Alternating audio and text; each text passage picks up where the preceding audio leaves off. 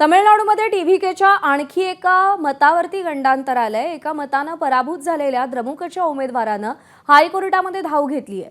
विजयी उमेदवाराला विधिमंडळ प्रक्रियेत भाग घेऊ देऊ नये अशी मागणी करण्यात आली आहे। याचिका निकाली निघेपर्यंत उमेदवार श्रीनिवास सेतुपती यांना रोखावं अशी मागणी करण्यात आली आहे। मद्रास हायकोर्ट आज सुट्टीच्या दिवशीही या संदर्भात विशेष सुनावणी करणार आहे। मद्रास हायकोर्ट आज सुट्टीच्या दिवशी काय सुनावणी घेतं याकडे सगळ्यांचं लक्ष आहे। माजी सहकार मंत्री के.आर. पेरिया करुप्पन यांनी हे आव्हान दिले। तिरुपत्तूरमध्ये टीव्हीकेच्या आर. श्रीनिवास सेतुपती यांचा एका मताने विजय झाला।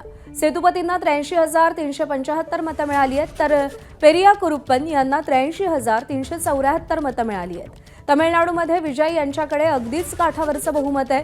बहुमतासाठी 118 आमदार हवेत आणि 120 आमदारांचा त्यांना पाठिंबा आहे। पण 2 मतं धोक्यात आली आहेत। विजय 2 मतदारसंघातून विजयी झालेत, त्यामुळे त्यांना एकच मत देता येणार आहे। तिरुपत्तूरचे टीव्हीके विजयी झालेले आहेत, टीव्हीकेचे उमेदवार विजयी झालेले आहेत, पण पराभूतानं हायकोर्टामध्ये आव्हान दिलंय।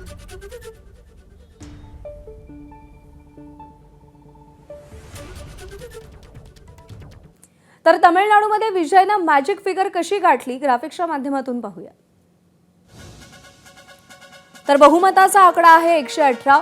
काँग्रेसचे 5 आमदार, व्हीसीके 2, भाकप 2, माकप 2 आणि मुस्लिम लीगचे 2 असे सगळे मिळून आमदारांनी पाठिंबा दिला। त्यात टीव्हीकेचे 107 आमदार आणि त्यामुळे एकूण 120 आमदारांचं विजय यांना समर्थन आहे, पाठिंबा आहे।